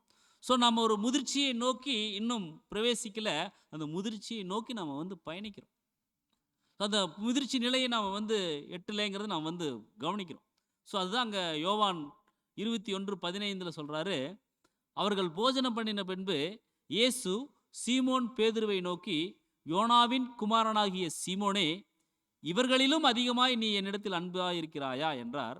அதற்கு அவன், ஆம் ஆண்டவரே, உம்மை நேசிக்கிறேன் என்பதை நீர் அறிவீர் என்றான். அவர், என் ஆடுகளை மேய்ப்பாயாக அப்படின்னு சொல்லி ஃபர்ஸ்ட் கேட்குறாரு. 16ஆம் வசனத்தில் மீண்டும் கேட்குறாரு, என்னை அன்பா இருக்கிறையா, என்னை நேசிக்கிறியான்னு கேட்டுட்டு, என் ஆடுகளை, அதாவது ஆடுகளை மேய்ப்பாயாகன்னு சொல்லி சொல்கிறார். ஃபர்ஸ்ட் ஆட்டுக்குட்டிகளை மேய்ப்பாயாகன்னு சொல்லி சொல்கிறாரு. ரெண்டாவது ஆடுகளை மேய்ப்பாயாகன்னு சொல்லி சொல்கிறாரு. அதே 17ஆம் வசனத்தில் சொல்கிறார், 3ஆம் தரம் இயேசு என் ஆடுகளை மேய்ப்பாயாக அப்படின்னு சொல்லி சொல்கிறார். அப்போ 3 விதமான ஒரு வகுப்பாரை குறித்து அவங்க சொல்கிறார். ஃபஸ்ட்டு ஆட்டுக்குட்டி, அப்புறம் ஆடுகள், அப்புறம் ஆடுகள். ஸோ இது நம்ம எப்படி நம்ம புரிஞ்சுக்கொள்ளணும்னா, ஆடுகள் அப்படிங்கிறது ஒரு மெச்சூர் மைண்ட் இருக்கிறவங்க, ஒரு வளர்ந்த நிலையில் இருக்கக்கூடியவங்க. ஆட்டுக்குட்டிகள் அப்படிங்கிறது பாருங்க, இன்னும் அதிகமான ஒரு கேர் எடுக்கக்கூடிய சூழலில் இருக்கக்கூடியவங்களை தான் ஆட்டுக்குட்டிகள் அப்படின்னு சொல்லி. ஸோ ஆடுகள் அப்படிங்கிறது, மூன்றாவது சொல்லக்கூடிய ஆடுகள் அப்படிங்கிறது சத்தியத்துக்கு வந்து அநேக வருஷங்கள் ஆனவங்க. ஸோ அப்போ ஒரு சபைக்குள்ள ஆடுகள், அதாவது நல்ல வளர்ந்த நிலையில் இருப்பாங்க, அதிகமான கேர் எடுக்கக்கூடிய அரவணைக்கக்கூடிய நிலையில் ஒரு சில சகோதர சகோதரிகள் இருப்பாங்க, அநேக வருஷம் சென்றிருக்கக்கூடிய சகோதர சகோதரிகளும் இருப்பாங்க. ஸோ அவங்களுக்கு தகுந்த மாதிரி என்ன பண்ணணும்னா, அவங்க வந்து சபையை வந்து போஷிக்கணும். அதைத்தான் அங்கே வந்து யோவானில் வந்து பேதுருக்கிட்ட அப்போ நம்முடைய கர்த்தர் வந்து சொல்கிறார், என் ஆடுகளை மேய்ப்பாயாக. ஸோ ஒரு சபையில் இப்படியெல்லாம் இருப்பாங்க. ஸோ அதை நீ மேய்ப்பாயாக, மெய்ப்பியா அப்படின்னு சொல்லி அங்கே வந்து கேட்குறார் அன்புக்குரிய சகோதர சகோதரி. ஸோ கிறிஸ்து இப்படி நம்மளை வந்து அறிஞ்சு வச்சிருக்கிறார். என்னுடைய சபை ஜனங்கள் இப்படித்தான் இந்த வகுப்பாராக இருப்பாங்க அப்படின்னு சொல்லி சொல்கிறார். ஸோ தன்னுடைய சரீரத்தை 3.5 வருஷம் இதுக்காக தான், அந்த பலவீனங்களில் இருந்து மீட்டுக்கொள்வதற்காகத்தான் உணர்ந்து கொண்டு அவர் வந்து பாடுபட்டிருக்கிறார். ஸோ நமக்கும் 3 விதமான சோதனைகள் வரும். அந்த சோதனை தான் நம்ம கவனிக்கிறோம். மாம்சம், உலகம், சாத்தான், புதிய சிருஷ்டிக்கு எதிரான சத்துருக்களாக இருக்குது. இவைகள் மூலமாக சோதனைகள் வரும். ஸோ இது இயேசுவுக்கும் வந்துச்சு. ஸோ இயேசு கிறிஸ்துவுக்கு அங்கே யூதர்களால் சோதனைகள் எல்லாம் வந்துச்சு. அவரை பிசாசு பிடித்தவன் அப்படின்னு சொல்லி சொன்னாங்க. ஸோ சாத்தானால் சோதனை வச்சு 40 நாள், அப்புறம் 3.5 வருஷம், எல்லாமே அவருக்கு வந்து சோதனை தான். ஸோ பரிபூர்ண மனிதனாக கர்த்தர் மரிக்கக்கூடாதுன்னு சொல்லி அங்கே சாத்தான் வந்து என்ன பண்ணுறான்னு சொல்லி பார்த்தோன்னா பிளான் பண்ணி செய்கிறார் ஒவ்வொரு செயல்களையும். ஆனாலும் கர்த்தர் என்ன பண்ணுறான்னு சொல்லி பார்த்தோன்னா வசனங்கள் மூலியமாக அந்த சாத்தானை ஜெயிக்கிறான்னு சொல்லி நம்ம வந்து பார்க்கணும். ஸோ 3வது மாம்சம். ஸோ நம்மை போல உபத்திரவம் இருந்துச்சு, பாடுகள், கஷ்டங்கள் இருந்துச்சு. ஸோ நார்மலாக வரக்கூடிய பசி, தாகம் இருந்துச்சு. ஸோ அடி வாங்கும்போது கூட அவருக்கு அநேக கஷ்டங்கள் அங்கே வந்துச்சுன்னு சொல்லி நம்ம வந்து பார்க்கணும். ஸோ இதெல்லாம் தான் அங்கே வந்து சொல்கிறாரு. மீண்டும் அந்த எபிரேயர் 4:15 கவனிக்கும் பொழுது, நம்முடைய பலவீனங்களை குறித்து பரிதபிக்கக்கூடாத பிரதான ஆசாரியர் நமக்கு இராமல், எல்லா விதத்திலும் நம்மை போல் சோதிக்கப்பட்டும் பாவம் இல்லாது இருக்கிற பிரதான ஆசாரியர் நமக்கு இருக்கிறார் அப்படின்னு சொல்லி. ஸோ எல்லா வகையிலும் நம்மை போல சோதிக்கப்பட்டபடியினால பாவம் இல்லாத ஒரு புதிய சிருஷ்டியாக அவர் வந்து இருந்திருக்கிறார். ஸோ நாமும் புதிய சிருஷ்டியாக இருக்கிறோம். ஸோ பாவம் பண்ண முடியாது. ஏன்னு சொல்லி கவனிக்கும் போது, கர்த்தர் நமக்கு பெரிய ஆறுதலாக இருக்கிறார். ஸோ அவர் எப்படி மாம்சத்தில் இருந்தாலும் புதிய சிருஷ்டியாக இருந்து பாவம் இல்லாதவராக, பாவம் செய்யாதவராக, பாவங்களுக்கு விலகினவராக இருந்தார். ஸோ அப்படித்தான் நம்மளும் இருக்கணும். அப்படி நாம் இருப்பதற்கு நமக்கு உதவி செய்ய அவர் வல்லவராக இருக்கிறார். ஸோ அவர் உதவி செஞ்சுட்டு தான் வர்றார் இது நாள் வரைக்கும். ஸோ அந்த ஒரு விசுவாசத்தோடு நாம் அவர்கிட்ட நெருங்கணும் அப்படிங்கிறது நாம் வந்து பார்க்குறோம். ஸோ அது எப்படி நாம் நெருங்குறது அப்படின்னா, வசனம் எபிரேயர் 4:16 பாருங்க. ஆதலால் நாம் இரக்கத்தை பெறவும் ஏற்ற சமயத்தில் சகாயம் செய்யும் கிருபையை அடையவும் தைரியமாய் கிருபாசன தண்டையில் சேரக்கடவோம். ஸோ நாம் இரக்கத்தை பெற வேண்டியவர்களாக இருக்கிறோம். ஏன்னா தேவனுடைய இரக்கம் நம்மளுக்கு ரொம்ப ரொம்ப அவசியம். ஸோ தேவனுடைய இரக்கம் இல்லாமல் இந்த பூமியில் நாம் ஜீவித்திட முடியாது. ஸோ அவருடைய இரக்கம் நம்மளுக்கு தேவை. தேவனுடைய இரக்கம் நாம் பெற்றுக்கொள்ளணும். ஸோ தேவனுடைய இரக்கம் எந்த அளவுக்கு இருக்குதுன்னு சொல்லி நம்ம கவனிக்கும் பொழுது பாருங்க, நமக்காக தேவன் அழக்கூடியவராக கொடுக்கிறார். கர்த்தர் நமக்காக பரிதவிக்கக்கூடியவராக இருக்கிறார். ஸோ அவர்கிட்ட இருந்து இரக்கத்தை நம்ம வாங்கணும். எப்போ அப்படின்னா பாருங்க, ஏற்ற சமயம் அப்படின்னா ஆங்கிலத்தில் இன் டைம் ஆஃப் நீட் அப்படின்னு சொல்லி சொல்லப்பட்டிருக்கு. அப்படின்னா இன் டைம் ஆஃப் நீட் அப்படின்னா தேவையான நேரம். ஸோ தேவையான நேரம் அப்படிங்கிறது அது சரியாக இருக்குது. ஏற்ற சமயம் இருக்குது இல்லைங்களா? ஸோ தேவையான நேரத்தில் நாம் சகாயம் பெற்றுக்கொள்வதற்கு தைரியமாக கிருபாசன தண்டையில் நம்ம வந்து போகணும். ஸோ அதே சமயம் அவ்வப்போது நம்ம வந்து அவருடைய கிருபாசனத்துக்கு போனோம்னா எப்போவுமே அவருடைய கிருபாசனத்தில் நாம் நெருங்கி இருக்கக்கூடியவர்களாக இருக்கணும். ஸோ நமக்கு சோதனை அப்படிங்கிறது நம்மளை ஒரு எக்ஸ்ட்ரீமுக்கு கொண்டு போகும்.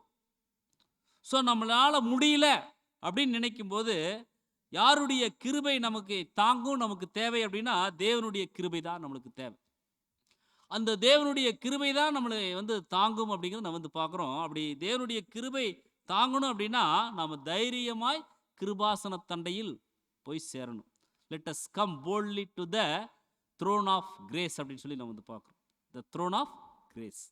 ஸோ தைரியமாக அவர்கிட்ட வந்து போகணும். ஸோ அதனால பாருங்க, நம்ம அந்த இடத்துக்கு போகுங்க அப்படின்னு சொல்லி இங்கே அப்போஸ்தலனாகிய பவுல் சொல்கிறாங்க. ஸோ எங்கே போகிறது அப்படிங்கிறது தான் தைரியமாய் கிருபாசன தண்டையில். அங்கே நீங்கள் தைரியமாக போகணும். ஸோ தைரியமாக கிருபாசன தண்டைக்கு போகிறதுல கூட 2 விதமான கருத்துக்கள் இருக்குது. எப்படின்னா, முதல் கருத்து, தேவன்கிட்ட போங்க, கண்டிப்பாக கிருபை கிடைக்கும். ஸோ தைரியமாக நமக்கு வரக்கூடிய சோதனைகள், பிரச்சனைகள், கஷ்டங்கள், நம்மளால் செயல்படவே முடியல அப்படிங்கிற ஒரு எக்ஸ்ட்ரீமுக்கு போகக்கூடிய சூழல்களில் தைரியமாக தேவன்கிட்ட போயிடலாம். தேவனை முன்னிறுத்தி தைரியமாக முடிவுகள் எடுத்துடலாம். ஸோ ஒருபோதும் தேவன் நம்மளை வந்து வெட்கப்பட வைக்க மாட்டார். ஒருபோதும் தேவன் நம்மளை கைவிட மாட்டார். ஸோ நாம் முடிவுகள் எடுக்கிறதுல தான் நம்ம நிதானங்கள் காண்பிக்கணும். அந்த முடிவுகள் கூட தேவனை சார்ந்து எடுக்கணும். ஸோ தேவன் அதாவது நம்ம வந்து உலகத்திலிருந்து பிரிச்சிருக்கார் அப்படின்னா நிச்சயமாக அவருடைய வேலைக்குன்னு சொல்லித்தான் நம்மளை வந்து பிரிச்சிருக்கார். அவருடைய பிள்ளைகள் அப்படிங்கிற அந்த ஒரு கேட்டகரியில் தான் நம்ம வச்சிருக்கார் அப்படின்னா நிச்சயம் நடத்துவார். ஸோ எந்த எக்ஸ்ட்ரீமுக்கு நாம் போயிட்டாலும் அன்புக்குரிய சொல்ல தேவனுடைய கரத்தை நாம் பற்றி கொள்ளக்கூடியவர்களாக இருக்கணும். தைரியமாய் அவருடைய கிருபாசன தண்டைக்கு நம்ம வந்து போகணும். ஸோ தேவன்கிட்ட போங்க, கண்டிப்பாக கிருபை கிடைக்கும். ஏன்னா இயேசு கிறிஸ்து பிரதான ஆசாரியனாக இருந்து, மேலே படிச்சோம் இல்லைங்களா 14ஆம் வசனம் 15ஆம் வசனத்தில். ஸோ பிரதான ஆசாரியனாக இருந்து நமக்காக சர்வவல்லமையுள்ள பிதாவாகிய தேவன் கிட்ட பரிந்து பேசிட்டு இருக்கிறார். ஸோ தேவன் கிட்ட கிறிஸ்து பரிந்து பேசிட்டு இருக்கிறாரு. ஸோ கிறிஸ்துவை முன்னிறுத்தி நாம் தேவன் கிட்ட போகணும். ஸோ இதுதான் நம்ம என்ன பண்ணிடுறோம்னா தவறு செய்துடுறோம். நம்மளுக்கு ஒரு பிரச்சனை வரும்போது தேவன் கிட்ட போக நம்ம மறந்துடுறோம். ஸோ அப்படி இருக்கக்கூடாது. ஸோ நம்ம கிறிஸ்து பரிந்து பேசிட்டு இருக்கிறாரு, தேவன் கிட்ட நம்ம போய் சேரணும். ஸோ தைரியமாக பிதா கிட்ட நம்ம வந்து போகணும். இது ஒரு கருத்து. 2வது கருத்து பார்க்கும்பொழுது, கிருபாசனம் அப்படிங்கிறது த்ரோன் ஆஃப் கிரேஸ். ஸோ கிருபையின் சிங்காசனம் அப்படிங்கிறத நம்ம வந்து புரிந்து கொள்ளலாம்.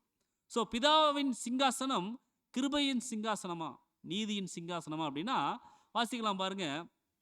சங்கீதம் 97:2 மேகமும் மந்தாரமும் அவரை சூழ்ந்திருக்குது, நீதியும் நியாயமும் அவருடைய சிங்காசனத்தின் ஆதாரம் அப்படின்னு சொல்லி.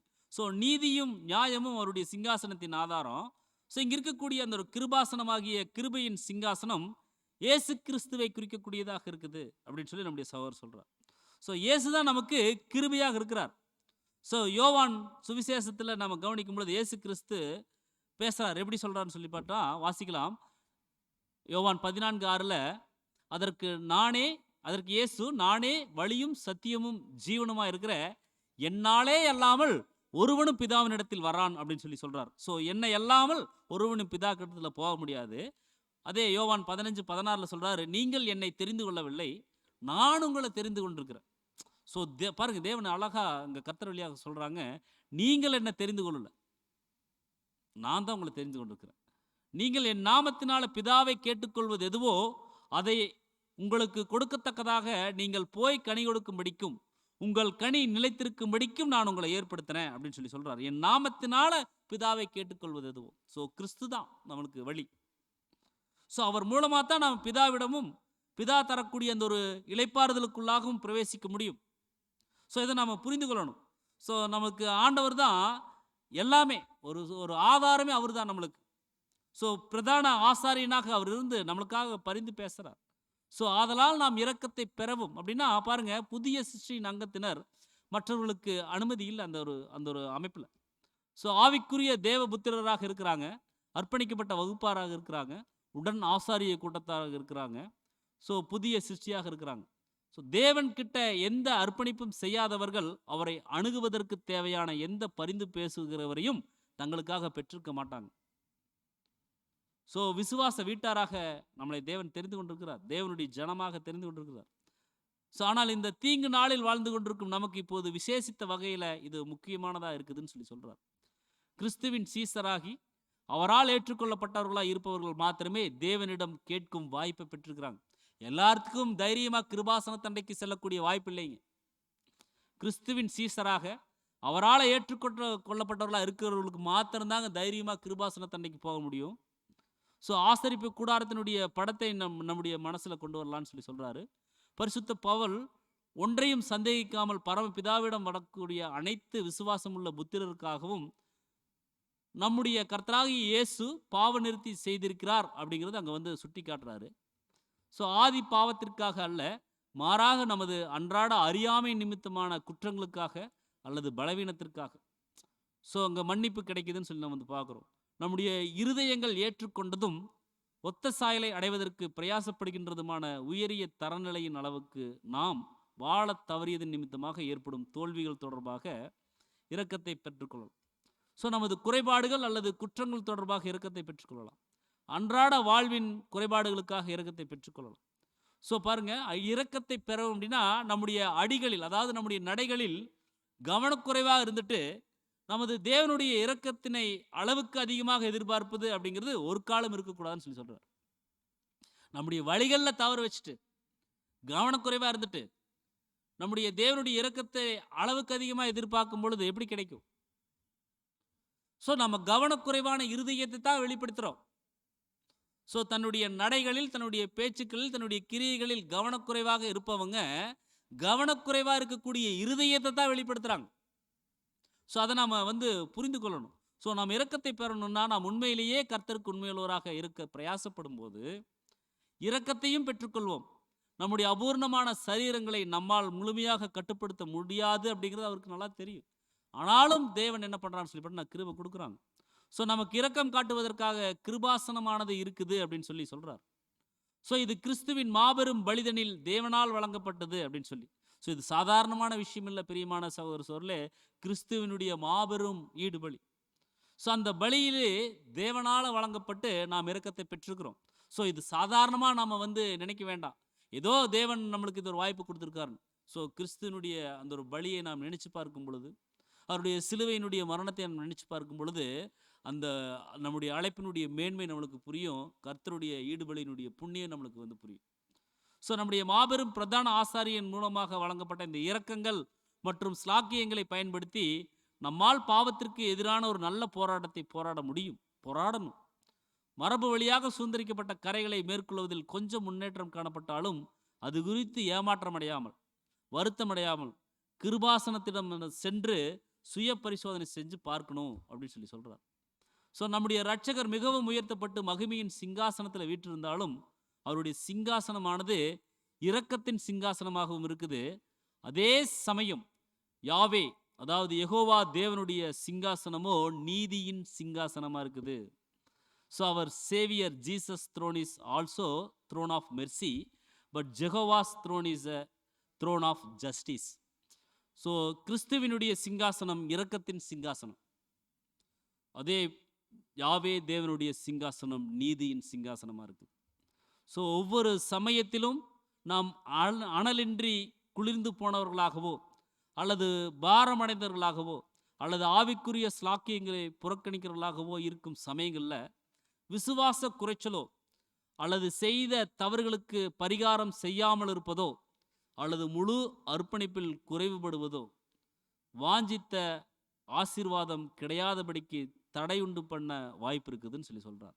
சோதனைகளை எதிர்த்து நிற்பதில் நாம் எப்போதும் வெற்றியடைவதில்லை என்பதை நாம் உணரும் பொழுது நம்முடைய பரமபிதா நமக்கு என்ன தேவை என்பதை அறிந்திருந்தாலும் நமக்காக ஏராளமான ஏற்பாடுகளை செய்திருந்தாலும் அவர் தம்முடைய ஜனங்களால் வேண்டப்படுவார், விண்ணப்பிக்கப்படுவார். நமக்கு தேவை இருப்பதால் தான் தேவன் நமக்கு இந்த ஏற்பாட்டை செஞ்சு கொடுத்துருக்கார். நம்முடைய தேவையை நமக்கு தெரியுதோ இல்லையோ தேவனுக்கு தெரியும். நம்முடைய தேவை நமக்கு தெரியுதோ இல்லையோ தேவனுக்கு தெரியும். நாளைக்கு என்ன வேணுங்கிறது நமக்கு தெரியாது. நம்ம ஒரு பிளான் வச்சுருப்போம், நம்ம ஒரு திட்டம் வச்சுருப்போம், நாளைக்கு இப்படி எல்லாம் நடக்கணும்னு சொல்லி, நம்மளுக்கு இதெல்லாம் தேவைன்னு சொல்லி. ஆனால் தேவனுக்கு தெரியும் நாளைக்கு நம்மளுக்கு என்ன கொடுக்கணும், நம்மளுக்கு என்ன படி இழக்கணும், நாளைக்கு நம்மளை எப்படி நடத்தணுங்கிறது தேவனுக்கு தெரியும். பிரியமான சகோதர சொல்ல அதுதான் நம்ம வந்து கவனிக்கிறோம். நமக்கு தேவை இருப்பதால் தான் தேவன் நமக்கு இந்த ஏற்பாட்டை செஞ்சுருக்கிறார். ஸோ இது நமக்கு தேவைப்படுவதற்கு முன்பல்ல, மாறாக சோதனையின் தருணத்தில் இருக்குதுன்னு சொல்லி நம்ம வந்து பார்க்குறோம். ஸோ சகாயம் செய்யும் கிருபை அடையிறது அப்படின்னா பாருங்க, சகாயம் செய்யக்கூடிய அந்த ஒரு புண்ணியம், மேலும் பாவ மன்னிப்பு, முக்கியமாக தேவனுடைய வார்த்தையின் மூலமாக விலையேற பெற்ற வாக்கு தத்தங்களில் வழங்கப்படுதுன்னு சொல்லி சொல்றார். ஸோ கர்த்தர் நமக்கு உதவியை, அதாவது சகாயத்தை அருளுவார். சந்தேகத்திற்கு இடமின்றி மரபு வழியாக சுதந்திரிக்கப்பட்ட பலவீனங்களில் தம்முடைய ஜனங்கள் மீண்டும் மீண்டும் தோல்வி அடைவதனால மிகவும் வெட்கி மடிவடையக்கூடும் என்பதை கர்த்தர் முன்னறிந்ததால் தான் அவர்களை ஊக்குவிப்பதற்காக இந்த விசேஷித்த புத்திமதியை வழங்கி இருக்கிறார். ஸோ நம்ம பல்வேறு அபூர்ணத்தில் இருக்கிறதுனால பல்வேறு சூழல்களில் விழுந்துருவோம், எழுந்திருக்க முடியாத சூழ்நிலைகள் இருக்கும். ஆனாலும் பாருங்க, தைரியமாக கிருபாசன தண்டையில் சேரக்கூடிய ஸ்லாக்கியம் நம்மளுக்கு கிடைச்சிருக்கு. ஸோ இது நம்ம வந்து நம்மளுக்கு தேவன் கொடுத்துருக்கக்கூடிய மிகப்பெரிய ஒரு சலுகை, ப்ரிவிலேஜ். இதை நம்ம ஞானமாக பயன்படுத்தணும். நம்முடைய பல்வேறு சோதனைகளையும் சிரமங்களையும் உண்மையுள்ள ஆவியுடன் எதிர்கொள்வதற்காக எதிராளியையும், நம்முடைய சொந்த மாம்சத்தில் வேரூன்றியிருக்கும் எதிராளிகளையும் எதிர்ப்பதற்காக, எதிராளியின் சோதனைகள் மற்றும் தாக்குதல்களால் சரியாக பயிற்றுவிக்கப்படுவதற்காக, ஜெபத்தின் நோக்கமே நமக்கு நன்மை பயப்பதற்கும் நமது பிதாவினுடைய ஆசீர்வாதத்தை பெற்றுக்கொள்வதற்கு ஆயத்தமாக இருக்கும் மனப்பான்மைக்கு நம்மை கொண்டு வருவதாக இருக்குதுன்னு சொல்லி நம்ம வந்து பார்க்குறோம். ஸோ தைரியமாக நம்ம நம்பிக்கையோட நாம் என்ன பண்ணணும்னா விசுவாசத்தோட தேவனுடைய சமூகத்துக்குள் நாம் வந்து சேரணும், பிரவேசிக்கணும். அதான் அங்கே 1 யோவான் 2:1 சொல்கிறார், என் பிள்ளைகளே, நமக்கு சொல்கிறார் பாருங்க, என் பிள்ளைகளே, நீங்கள் பாவம் செய்யாதபடிக்கு இவைகளை உங்களுக்கு எழுதுகிறேன். ஒருவன் பாவம் செய்வானானால் நீதிபரராய் இருக்கிற இயேசு கிறிஸ்து நமக்காக பிதாவினிடத்தில் பரிந்து பேசுகிறவராக இருக்கிறார். ஸோ இப்படிப்பட்ட துரிதமான மற்றும் அன்பான அழைப்புகள் இருக்கும் பொழுது எந்த ஒரு தேவ பிள்ளையும் அடிக்கடி கிருபாசனத்திடத்தில் வருவதற்கு தயங்கி நிற்க வேண்டாம். நம்மெல்லாம் எப்படி தேவர் சமூகத்துக்கு போகிறது அப்படின்னு சொல்லி தயக்கம் வேண்டாம். ஸோ நமக்காக கர்த்தர் பரிந்து பேசிட்டு இருக்கிறார். ஸோ நம்ம ஒருபோதும் என்ன பண்ண வேண்டாம்னா நம்ம வந்து தயங்கி நிற்க வேண்டாம், நாம் ஊக்கமிழந்து மனசோர்வு அடைய வேண்டாம். மாறாக நாம் திரும்ப திரும்ப அவரிடம் வருவதனால் அவர் ஒருபோதும் சலிப்படைவதில்லை அப்படிங்கிறதையும், அவர் நம்மை வெறுமையாக திருப்பி விட மாட்டார் என்பதையும் நினைவில் வைத்துக்கொண்டு தயங்காமல் கர்த்தரிடத்தில் திரும்ப திரும்ப போகணும். ஸோ இப்படி நம்ம அடிக்கடி நம்ம வந்து அவருடைய சமூகத்துக்கு போகிறதுனால, அல்லது விழுகைக்குள்ளே போயிட்டு மீண்டும் மீண்டும் அவருடைய சமூகத்துக்கு போகிறதுனால அவருக்கு கோபம் வந்துடும், அல்லது சலிப்படைஞ்சிருவார், வருத்தப்படுவார் அப்படிங்கிற மாதிரி நம்ம நினைக்க வேண்டாம். இருந்துட்டாலும் பாருங்கள், நம்மளுக்கு அந்த ஒரு சலுகைக்கு தேவன் கொடுத்துருக்காங்க. ஸோ நாம் வேண்டுமென்றே பாவம் செய்யவில்லை என்றால், நமது பாவங்கள் நெருங்கி நிற்கும் மாம்சத்தின் குறைபாடுகள் நிமித்தம் செய்யப்பட்டதாக இருந்தால் கர்த்தர் புரிந்து கொள்ளுகிறவர் என்பதை அறிந்தவர்களாய் நாம் தைரியமாய் அவருடைய சமூகத்துக்கு வரலாம். ஸோ நாம் மண் என்பதையும் அவர் நினைவு கூறுகின்றார். ஜெபத்தில் மனதை ஒருமுகப்படுத்துவதில் சிரமம் உள்ளவர்கள் ஜெபத்தின் தீவிரத்தை அதிகப்படுத்தி தங்கள் விண்ணப்பங்களை சுருக்கிக் கொள்ளணும் அப்படின்னு சொல்லி சொல்றார். ஸோ நமது ஜெபங்களும் வேண்டுதல்களும் ஆவியில் ஏறெடுக்கப்பட வேண்டுமே ஒழிய சிரத்தையற்றதாகவோ அல்லது சம்பிரதாயமாகவோ இருக்கக்கூடாது. ஒருவர் ஜெபங்களை உச்சரிப்பதற்கும் ஜெபம் பண்ணுவதற்கும் இடையே வித்தியாசம் இருக்குது. ஜெபத்தில் நம் மனதின் முன்பாக சில திட்டவட்டமான விண்ணப்பங்களை வைத்திருக்கணும். அதன் மூலமாக நம்மால் ஞானமாக ஒரு பதிலை எதிர்பார்த்திட முடியும். ஆவிக்காகவும் அதிக அன்பு, கனிவு, பொறுமை, ஞானம் மற்றும் கர்த்தரிடமிருந்து வரும் வழிகாட்டுதல் என்பவைகளுக்காகவும் ஜெபிக்கலாம். ஆனால் என்ன செய்ய வேண்டும் என நாம் அவருக்கு சொல்லிக் கொடுக்கிறவர்களாக இருக்கக்கூடாது. ஸோ தேவன்கிட்ட ஜெபிக்கணும், அவருடைய தைரியமாக அவருடைய கிருபாசனத்தண்டைக்கு போகணும். ஆனால் நம்ம அவருக்கு ஆர்டர் பண்ணுறவங்களாக இருக்கக்கூடாது. ஏனென்றால் பொதுவான விஷயங்களில் அவருடைய சித்தம் என்ன என்பதை அறிந்து கொள்வதற்கு நமக்கு எந்த வழிவகையும் கொடுக்கல. எல்லாம் ஜெபிச்சுட்டு அப்பா உங்களுடைய சித்தத்தின்படி நடத்துங்கன்னு சொல்லி நம்ம கேட்கணும். ஸோ அடிக்கடி நம்ம என்ன பண்ணணும்னா நம்ம கிரமம், அதாவது சரியான விதத்தில் நம்ம ஜெபிக்கணும் அப்படிங்கிறது மட்டுமல்லாமல் ஜெப சிந்தையில் எப்போதும் காணப்பட வேண்டும். ஒவ்வொரு குழப்பத்திலும் அனுபவத்திலும் வழிகாட்டுதலுக்காக கர்த்தரையே நோக்கி பார்க்கும் மனப்பான்மையில் நாம் காணப்படணும். ஸோ நாம் பணிந்து ஒப்பு கொடுக்கிறவர்களாக இருந்தால் நமது ஜெபங்கள் அதிகமாக நன்றி தெரிவிக்கும் ஜெபங்களாக மாறிடும். எஜமானனுடைய அடிச்சுவடுகளில் நடப்பதற்கு நாம் அதிகமாய் வாஞ்சித்திடுவோம். அவர் தம்முடைய விண்ணப்பங்களோடு என்னுடைய சித்தத்தின்படியே அல்ல உம்முடைய சித்தத்தின்படியே ஆக கடவுது அப்படின்னு சொல்லி சொன்னார். அதே போல தான் நம்மளும் என்ன பண்ணணும்னா தைரியமாக சொல்லணும். ஸோ ஊழியம் செய்வதற்கான அந்த ஒரு வாய்ப்புகளை நாம் பயன்படுத்தி கொள்ளும்போது நமக்கு இருப்பதை காட்டிலும் அதிகமான பலம் தேவைப்படுகிறது என்னும் பட்சத்தில் நாம் ஜெபத்தில் கர்த்தருக்கு முன்பாக சென்று தேவையான பலத்தையும் தேவையான மற்ற எல்லா காரியங்களையும் நீர் அருளுவீர் என்று நாம் நம்புகிறோம் அப்படின்னு சொல்லி சொல்லணும். ஏற்ற சமயத்தில் சகல விதமான வேண்டுதலோடும் விண்ணப்பத்தோடும் ஆவியினால் ஜெபம் பண்ணி, நம்ம எபேசியில் படிக்கிறோம், ஆவியினால் நாம் விண்ணப்பம் பண்ணணும். அர்ப்பணிக்கப்பட்ட வகுப்பார் மட்டும்தான் தைரியமாக வரலாம். இது எல்லாருக்கும் அந்த சலுகை இல்லை. அதே சமயம் விசுவாச குடும்பத்தைச் சேர்ந்த அனைவரும் ஜெபத்தின் ஸ்லாக்கியங்களை ஓரளவுக்கு அனுபவிக்கலாம்னு சொல்லி சொல்கிறார்.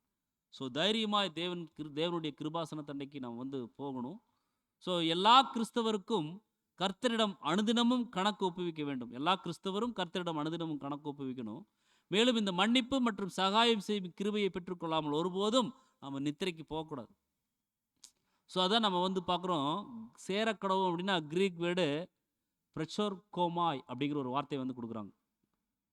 பிரச்சோர் கோர்மா அப்படிங்கிற ஒரு வார்த்தை, அதாவது அணுகுவதற்கு அல்லது நோக்கி வருவதற்கு அப்படிங்கிற ஒரு வார்த்தை. உன்னதத்திற்கு உயர்த்தப்பட்ட நம்முடைய மாபெரும் பிரதான ஆசாரியரிடமாக சேரணும். அதுதான் நம்மளுக்கு ஆசீர்வாதம் அப்படின்னு சொல்லி சொல்கிறார்.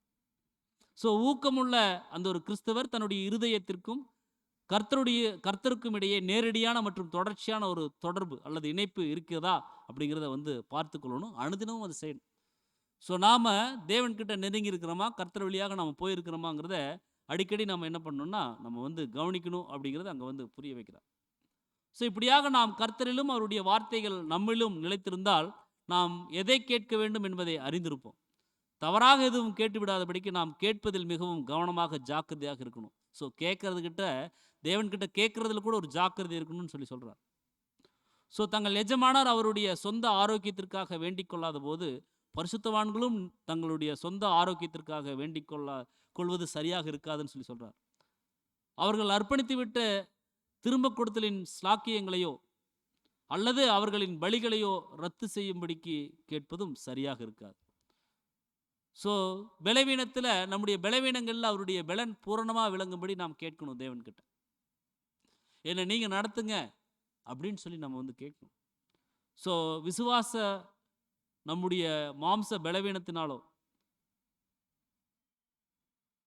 நாம் தவறி பிதாவின் சித்தத்திற்கு மாறாக எதையும் செய்வோமே ஆனால் அவைகளை உணர்ந்த பின் நம்மை அழைத்து வழி நடத்துகிற தேவனிடம் உடனடியாக மன்றாடி ஜெபித்து நம் வழிகளை திருத்திக் கொள்ளணும். ஆபிரகாம் பலியிட்ட நிழலான மிருக பலிகளின் பலிபீடத்தை காட்டிலும் மேலான கிறிஸ்துவின் விலையேற பெற்ற இரத்தத்தின் பலிபீடம் நமக்கு இருக்குது. ஸோ நாம் இரக்கத்தை பெறவும் ஏற்ற சமயத்தில் சகாயம் செய்யும் கிருபையடையவும் தைரியமாக கிருபாசன தண்டையில் சேரலான்னு சொல்லி இங்கே அப்போஸ்தலனாகிய பவுல் நம்மளுக்கு புத்திமதி சொல்கிறார். ஸோ நம்ம ஏற்ற சமையல், அதாவது தேவையான நேரத்தில் நாம் தேவன்கிட்டிருந்து கிருபையை பெற்றுக்கொள்ளணும் அப்படின்னா தைரியமாக நாம் கர்த்தர் வழியாக அவரிடத்தில் நெருங்கணும். ஏன்னா பிதாவினுடைய ஒரு சிங்காசனம் நீதியின் சிங்காசனமாக இருக்குது. கர்த்தருடைய சிங்காசனமானது நம்ம கவனிக்கிறோம் அன்புக்குரிய சொல்ல, அது கிருபையின் சிங்காசனமாக இருக்குது. ஸோ அவர் கிருபை பெற்றுக் கொடுக்கக்கூடியவராக இருக்கிறார். ஸோ தைரியமாக நம்ம வந்து பயணிக்கணும் அப்படிங்கிறது தான் இந்த வசனம் நம்மளுக்கு வந்து புரியுது. ஸோ தைரியமாய் கிருபாசன தண்டையில் சேரக்கடவும். ஸோ இந்த விசேஷமாக இந்த ஒரு 4ஆம் அதிகாரத்தில் இயேசு கிறிஸ்து பிரதான ஆசாரியன் அப்படின்னு சொல்லி ஆரம்பித்து வச்சிட்டார்.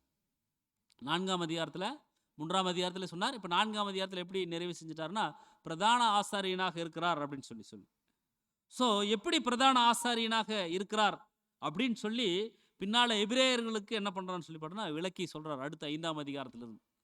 ஸோ அதே போல தான் பாருங்கள், நமக்கு பிரதான ஆசாரியனாக, மகா பிரதான ஆசாரியனாக கர்த்தர் இருக்கிறாரு. ஸோ எப்படியெல்லாம் நமக்கு உதவுறார், எப்படியெல்லாம் பிரதான ஆசாரியனாக இருந்து நம்மளுக்கு வந்து போஷிக்கிறார் அப்படிங்கிறது தான் பின்னால் நம்ம ஆவிக்குரிய விளக்கங்களோடு நம்ம அடுத்து வரக்கூடிய அதிகாரங்களை நம்ம வந்து தியானிக்க போகிறோம். ஸோ ஏற்ற சமயத்தில் நாம் சகாயம் பெற்றுக்கொள்ளணும்னா தைரியமாய் கிருபாசன தண்டையில் சேருவோம் என்ற அந்த ஒரு புத்திமதியோடு இன்றைய பாடத்தை நாம் நிறைவு செய்யலாம். பொறுமையோடு கேட்ட நம் அனைவரையும் தேவன் தாமே ஆசீர்வதித்து வழிநடத்துவாராக. ஆமென்.